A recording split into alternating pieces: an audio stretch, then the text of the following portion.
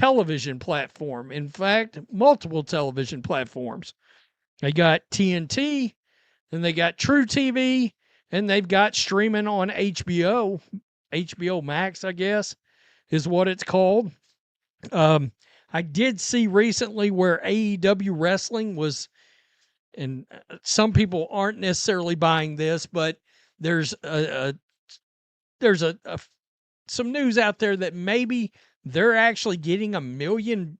The WNBA officiating situation has reached a boiling point in Connecticut, with legendary coach Geno Auriemma weighing in on the ongoing controversy surrounding league referees and Commissioner Cathy Engelbert's handling of the matter. Recent disciplinary actions have sent shockwaves through the basketball community. The league handed out substantial financial penalties to 3 prominent coaches who voiced criticism about the current officiating standards. Cheryl Reeve received the largest punishment at $15,000, while both Stephanie White and Becky Hammond each faced $1,000 fines for their public remarks regarding referee performance. The officiating debate has been brewing since the previous season, with numerous analyses and critiques examining the quality of game management. Some news out there that maybe they're actually getting 1 million views on some of their programs, like AEW Dynamite, which draws like 500,000 when it's actually live on television.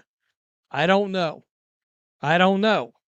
We don't know how many people are actually watching Unrivaled on HBO Max. We know one thing, not very many's watching on True TV or TNT.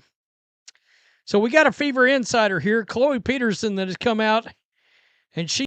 Despite extensive coverage and commentary about referee compensation and performance throughout the year, there has been minimal improvement in how officials handle game situations. Engelbert herself has appeared on various platforms discussing the refereeing concerns, often downplaying the severity of the issues. However, coaching staff across the league are expressing frustration with the commissioner's approach. Many voices within the basketball community are calling for leadership changes. Engelbert has demonstrated a controversial management style, making bold statements that suggest she welcomes conflict and confrontation. We got a Fever Insider here, Chloe Peterson, that has come out, and she's just blatantly saying, this is what I think will happen in the off season. She's not saying she knows. She's saying this is her opinion of the situation and whether or not Caitlin Clark's going to play off-season basketball. Look, if this would have been a normal season, I would have said there's not a chance in hell.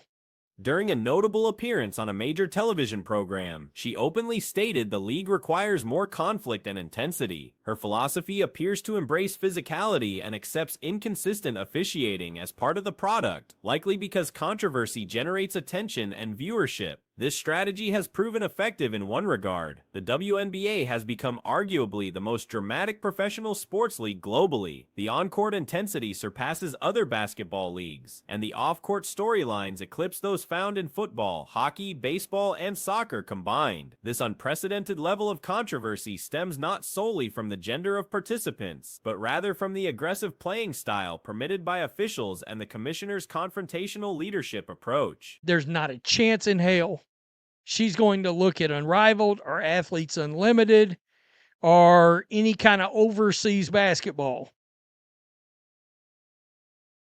But because of how this played out, I think that is the one aspect of things that makes it a little bit more of a wild card than I believe it normally would be. All right. I don't know how viable this other option would be.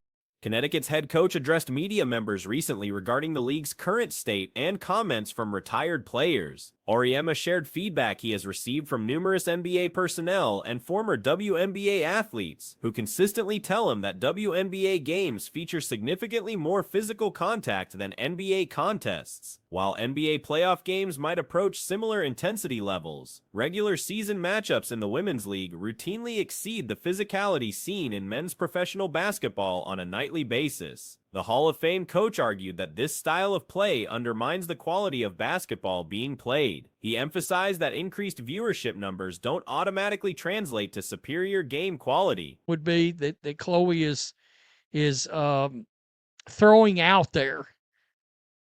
But I know far as the brand of kind of basketball it would be, I would certainly be more interested in watching that than Unrivaled. I don't like 3x3 basketball. Considering how much time Clark has missed this season, there's been growing speculation that she might join the Unrivaled League for its second season.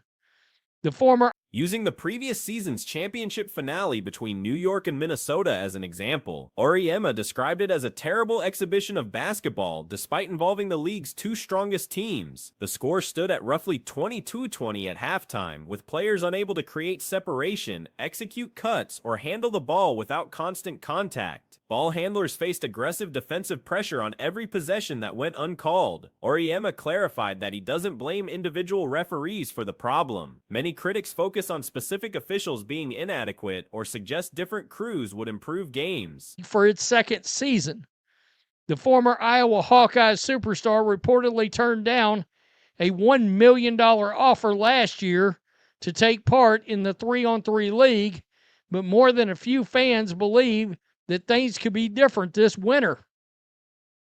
Fever reporter Chloe Peterson of the Indianapolis Star has weighed in on the prospect of Clark suiting up for Unrivaled, which is co-founded by WNBA stars Nafisi Collier and Breanna Stewart.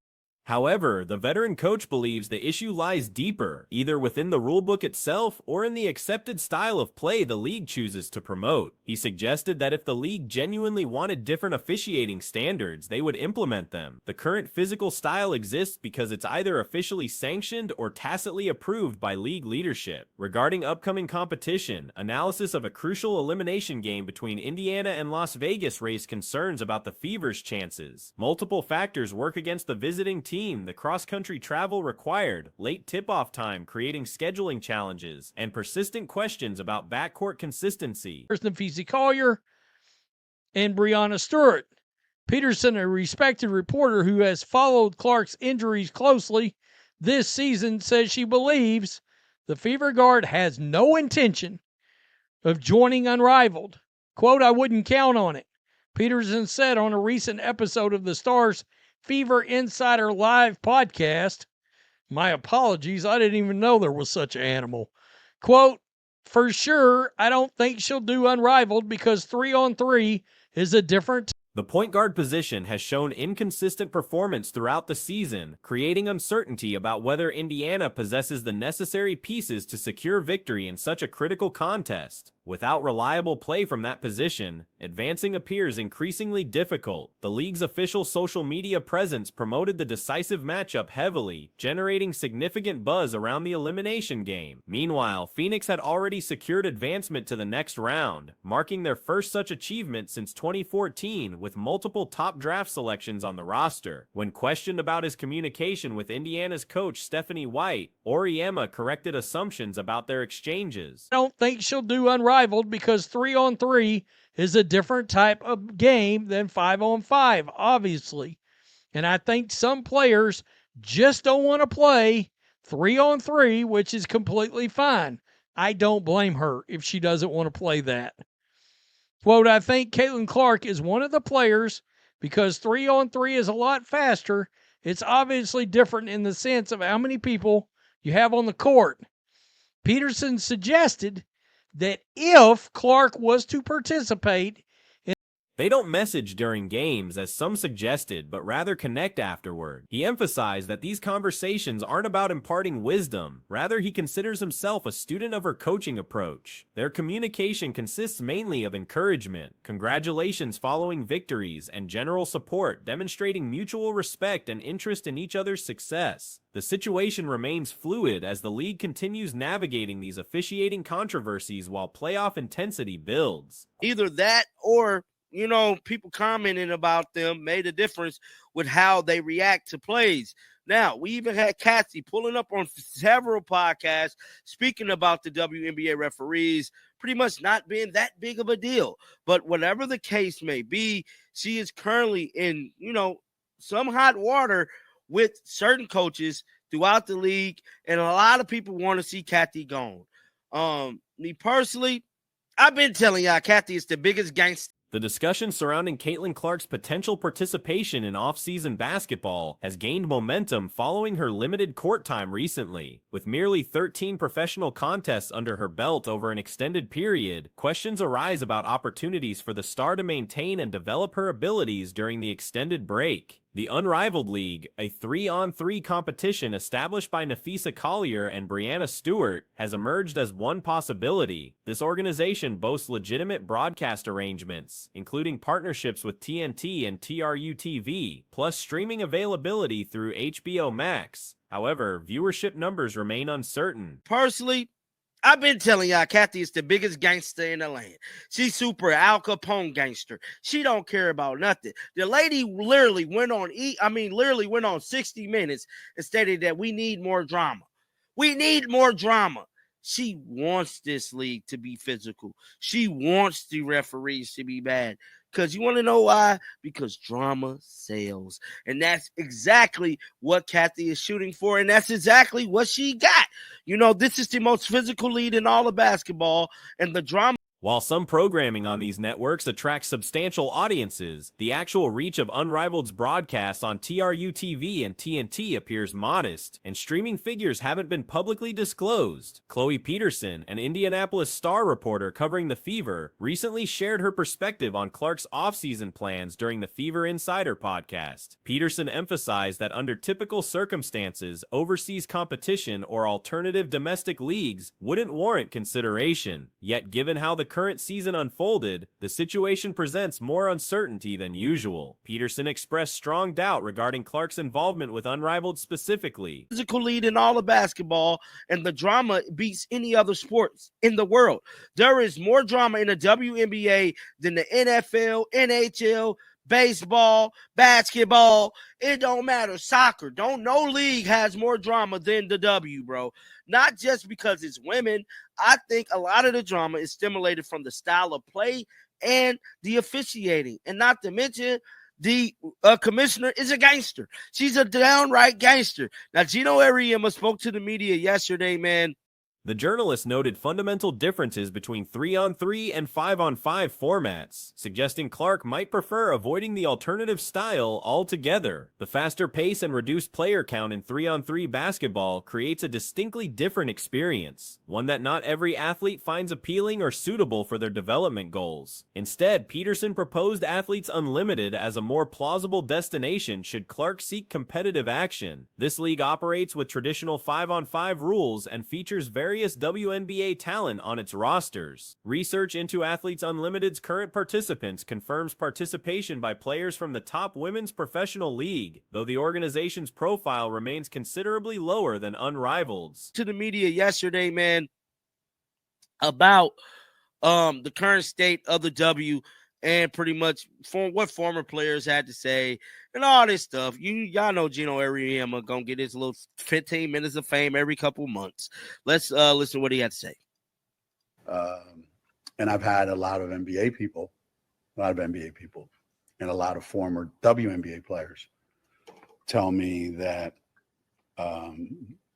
that what goes on the WNBA. The critical question surrounding Athletes Unlimited involves its broadcast infrastructure and financial capacity. Currently, the league lacks major television contracts or prominent streaming deals. However, speculation suggests that Clark's participation would immediately attract network interest and potentially trigger rapid negotiations for broadcast rights. Her presence would likely transform the league's visibility overnight, with media companies racing to secure coverage agreements. Financial considerations remain unclear as well. On the WNBA game is way more physical than what happens in an NBA game. Now, you go to NBA games in the playoffs. Well, it's maybe a different story, but I think on a daily basis, I think the WNBA game is not conducive to like great basketball. Okay, I mean, you can spin it any way you want. Well, there's more viewers, there's more that. That's great.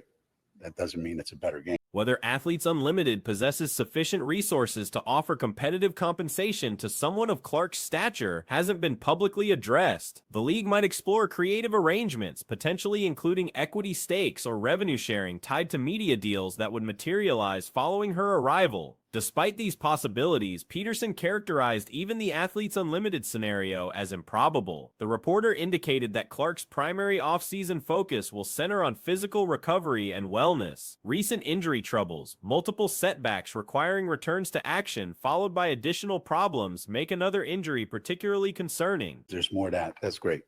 That doesn't mean it's a better game just because more people are watching, supposedly.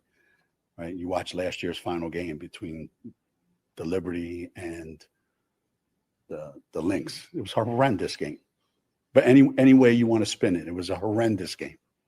Two of the two best teams in the league. And what score was 20-20 at halftime or some crazy. People can't get open. People can't cut. The ball handler's getting, whacked every time they move. Peterson suggested Clark would avoid formal league participation to minimize risks, though she'd certainly engage in training activities and organize basketball sessions to prepare for the upcoming campaign. The priority appears to be healing completely rather than rushing into competitive situations that could jeopardize long-term health. Confusion exists regarding the specific nature of Clark's recent injuries, with references to both groin and ankle problems affecting her availability. The severity reached a point where roster rules prevented her playoff inclusion, sparking debate about whether regulations should accommodate special circumstances when major stars could potentially compete. Whacked every time they move. Listen, you always expect your best player or you always expect your best player to have a rough time. I've been through that, and I've complained about it a lot. I just think that the way the game, and I don't blame the officials. Everybody says, these officials are bad. Those officials are good. If we had those officials, it'd be a better game. I don't think it's the people actually officiating the games. I think it's what's either in the rule book or what's accepted. Some argue the league should demonstrate flexibility for business reasons, particularly when championship exposure could benefit the entire organization. The Athletes Unlimited option carries intriguing possibilities beyond immediate competition. Clark might view participation as a business venture, an opportunity to elevate a developing league's profile while securing favorable terms for her contribution. Her involvement could catalyze the league's growth exponentially, potentially creating value that extends beyond standard player compensation. Accepted as this is the style of play that we want. Because if they didn't want that style of play, they wouldn't have it. Today is the day we find out who's going to win today with the Fever. And I have to be honest here. I don't know if we got what it takes to win this next game.